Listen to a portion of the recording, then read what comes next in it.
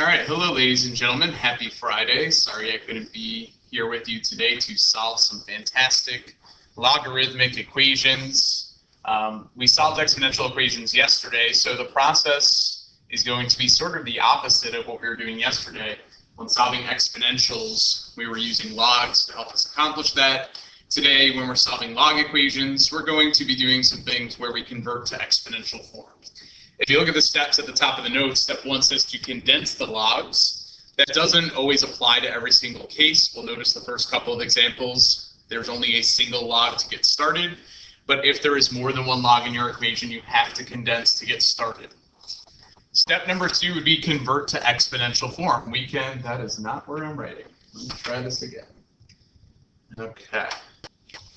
Get that here.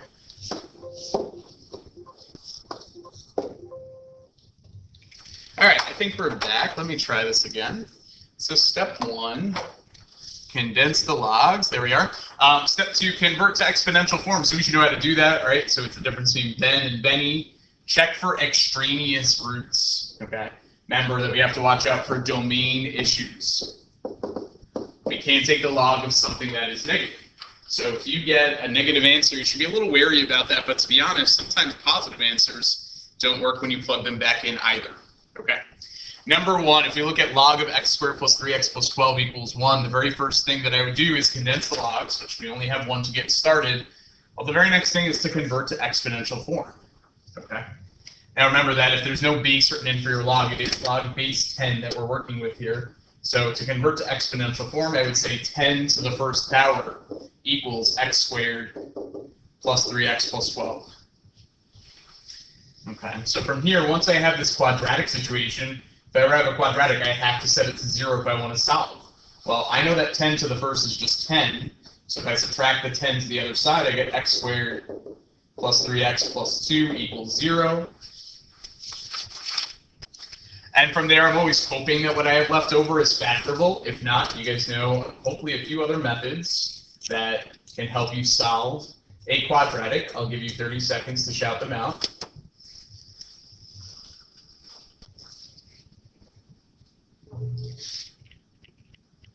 Okay, so maybe not 30 seconds, but you should have said quadratic formula and or complete the square. Well, this one is factorable. X plus 2 times x plus 1 are the factors. Okay, if I separate my factors, set each equal to 0, you get x equals negative 2 and x equals negative 1. Okay, so these are my two solutions that I get. Now, like I said a moment ago, you should be worried about negatives. Okay. Sometimes positives don't work, but if I plug these back in, I actually think we're okay. I'll show you what the check looks like for one of them. If I check, let's say, x equals negative 1. The way I would do that is I would go back to the original, plug in negative 1 for all my x's. So it would say log of negative 1 squared plus 3 times negative 1 plus 12. And I want to see, does that equal 1? Okay, well, what's inside the parentheses is negative 1 squared, which is positive 1, plus negative 3 is negative 2, plus 12 is going to be 10. Well, is log of 10 equal to 1? The answer is yeah, because it's base 10, right? So 10 to the first would be 10. That does check out. Okay. And if you check x equals negative 2, that will work as well. Okay, so even though we got two negatives, this is almost a good example to get started and say, don't always cross off a negative solution. Neither of these roots are what we call extraneous. They both work. If I come over to the other side, it's a similar looking question, except this time we have log base 2 to get started. So the very first thing I would do in number 2 is convert to exponential form, which would look like this. 2 to the first power would equal the quadratic on the inside. Again, if we know that 2 to the first is 2, I can subtract that to the other side to get x squared minus 7x. And then that's going to be plus 12 equals 0. If I go ahead and factor from there, this one also is factorable, which is nice. I get x minus 4 and x minus 3. When I separate the factors, we do get two solutions, x equals 4 and x equals 3. Just to save us some time here, those both, I believe, will check out. So go ahead, and if you want, plug them back in. Make sure that those make sense. And one of the last ones that we're going to do on this front page here, number 3, is a little different than 1 and 2. for a few reasons. One reason being that this is one where you have to follow step one, which is to condense the logs first. Okay, so if you look at the left side, we have multiple logs, and I know that when I am subtracting two log quantities, that condenses to division. So this would be equivalent to saying log base 3 of x plus 6 over x plus 2. By the way, if this is going too fast for you, I will post this video on the website later. You can go back and check out to see if you have any questions about these. Okay. The other reason why this one's different, by the way, is I've condensed the logs on the left side, but on the right side I also have a quantity with log in it. If you're taking log base 3 of something on the left, and then log base 3 of something on the right, you can just set those two things equal. X plus 6 over x plus 2 is now equal to x. It's sort of like having common bases in an exponential equation. If you have common bases in a log equation, you can certainly just set those quantities equal and then solve from there. It might help maybe to put x over 1, and then you can cross multiply pretty quickly. So x times x plus 2 is going to be x squared plus 2x if I distribute. On the other side, you would get x plus 6 times 1. So from there, set this equal to 0 because we have a quadratic again. X squared is going to be plus 1x in the middle, minus 6 equals 0. This does factor again, which is nice. X plus 3 times x minus 2 equals 0. So I get solutions that are x equals negative 3 and x equals positive 2.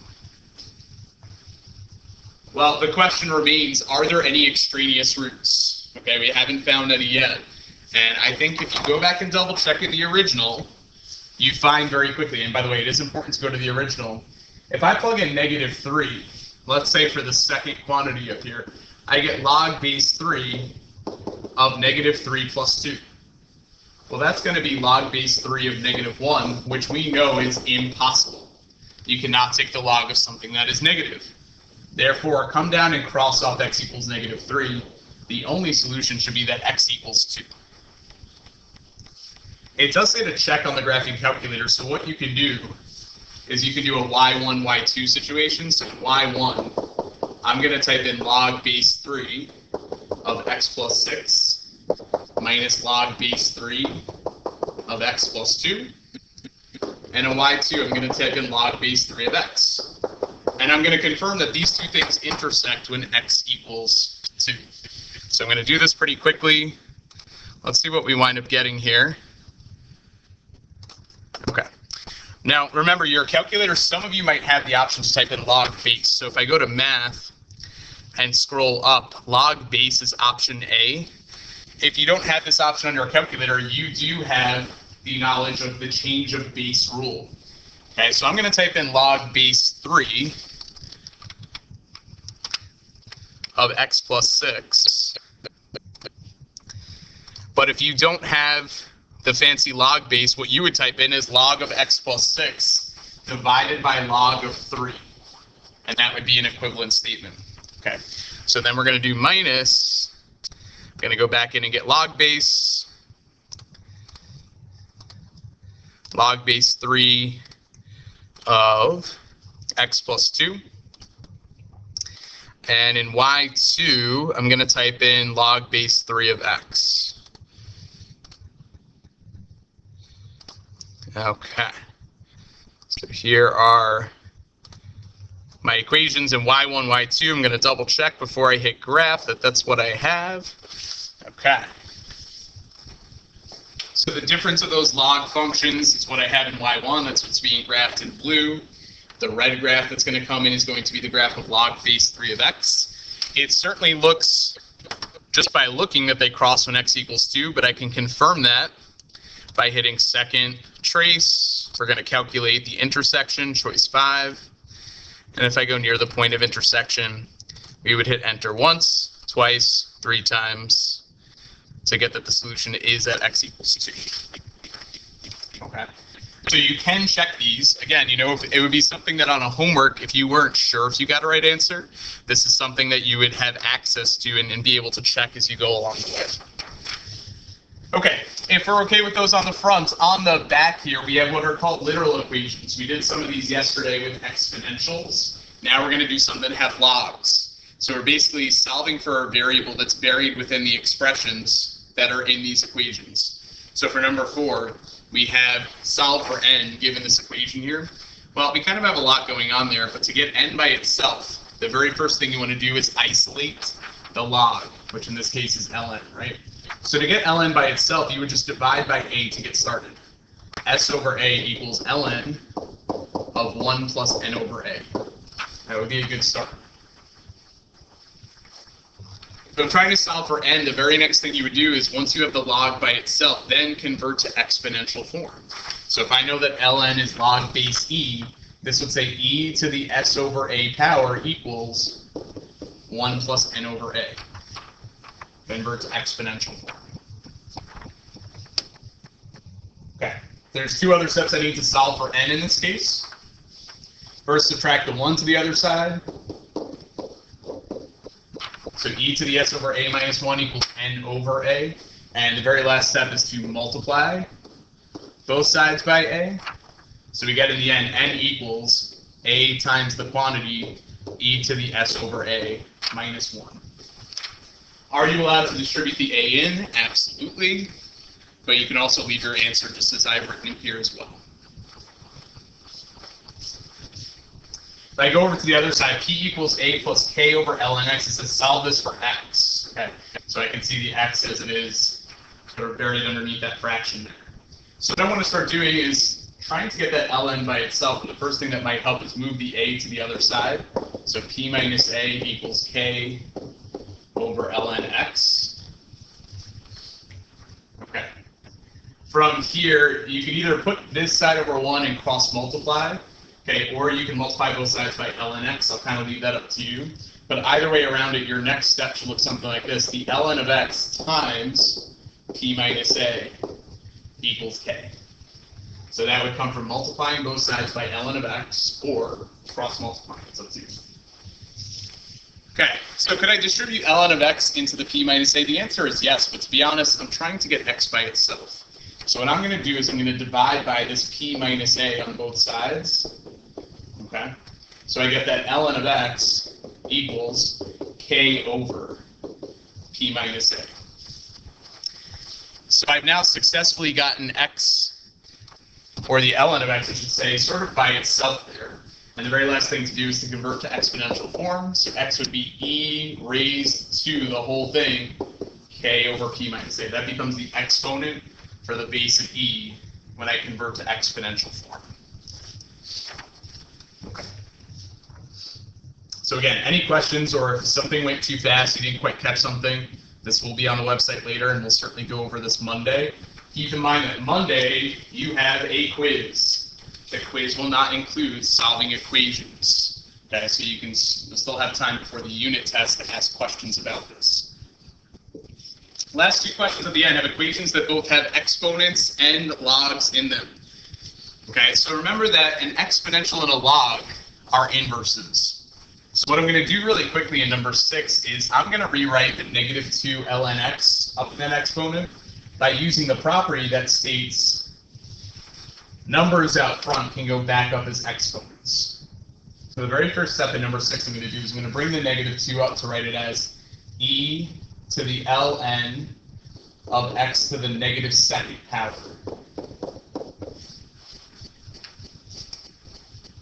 Okay, so that would be a good first step, because what I'll tell you is just like ln of e to a power is that power. That's something that we know to be true.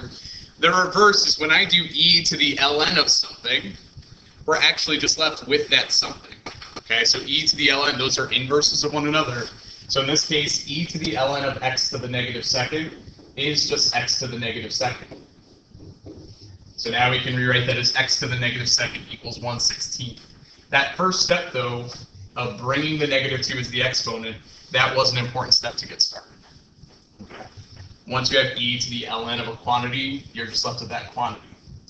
Now the thing from here is that, guys, this is not a common base question, because the base right now of the left side is an x. So to get x by itself, if I'm raising it to the negative 2nd, you can raise both sides to the reciprocal power. The reciprocal of -2 being -1/2. And this you could type in the calculator. Some of you might be able to evaluate without a calculator. So we get 1/16 to the -1/2 power. You wind up getting in the end that x should be 4. Okay.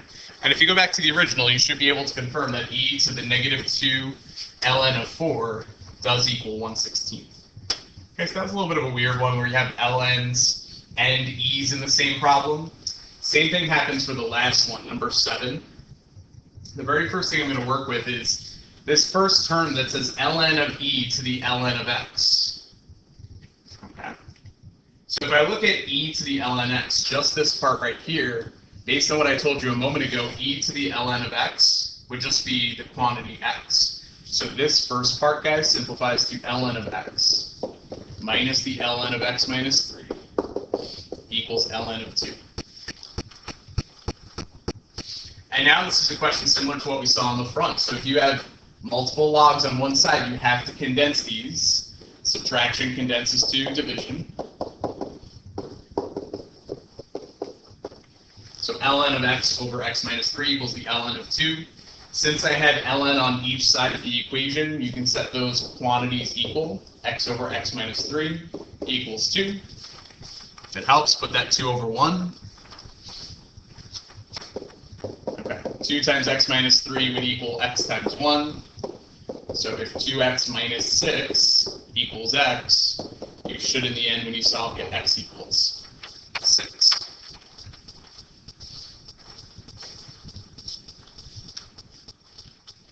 Okay, I realized today went pretty quickly here, so if you had questions, I know that you will check in with me first thing on Monday. Okay, again, we have a quiz Monday. It will be about a half-period quiz. Your homework tonight is out of section 5.4 in the textbook, so with whatever remaining time you have, my expectation, of course, would be that you go ahead and grab a textbook from the back, work with a friend. There should be enough back there such that you guys can share and hopefully get a head start on the weekend's homework. I hope you guys have a fantastic weekend, and I will check in with you on Monday.